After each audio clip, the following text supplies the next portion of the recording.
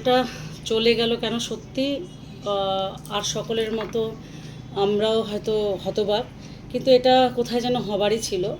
আমরা যদি সেভাবে দেখি যে 2011 থেকে 2021 দলটা একভাবে চলেছে, অন্যান্য দল যেমন চলে দলের মতো চলেছে। 21 থেকে 26 এই 5টা বছর দল কিন্তু আর আগের মতো ওই সিস্টেমে চলেনি, যেটা একটা দল চলার কথা।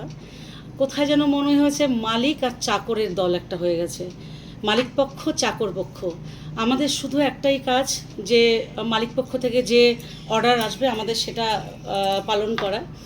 আমাদেরও যে কর্মী, আমরা যারা সবাই তো আর মাথা দিয়ে দলটা করে না, অনেকে আবেগ দিয়েও করে। তা আমাদের যে যারা আমরা দায়িত্বে ছিলাম, জেলার দায়িত্বে, আমাদের অনেক সুবিধে অসুবিধে হতো। সেই কথাগুলো বলবার আমাদের জায়গা সেইভাবে সঠিকভাবে ছিল না।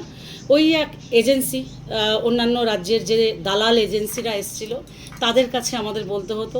সেখানে যারা হয়তো তাদের রসদ দিতে পারতো, মিষ্টির প্যাকেট দিতে পারতো, তাদের কথাটা হয়তো উপরে যেত। আমরা যারা দিতে পারতাম না, আমাদের কথাটা সঠিকভাবে উপরে হয়তো যেত না। এবং যাবার আরও অনেক কারণ রয়েছে। যেমন সিন্ডিকেট রাজ যদি বলি, এই 21 থেকে 26 যেটা মারাত্মকভাবে বেড়ে গেছিলো।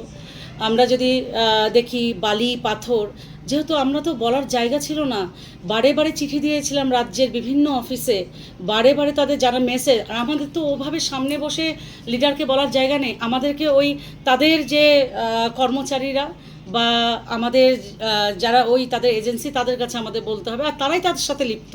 তারা কোথায় বলবে এই কথাগুলো?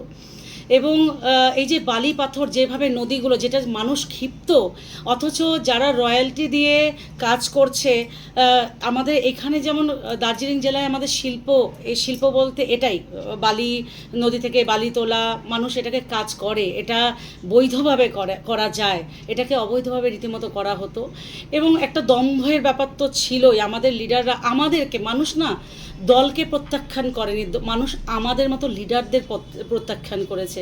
আমাদের দম্ভ, আমাদের অহংকার, আমাদের সেই বড় বড় গাড়ি চলা, আমাদের চলাফেরা কথাবার্তা, তাকে মানুষ প্রত্যাখ্যান করেছে।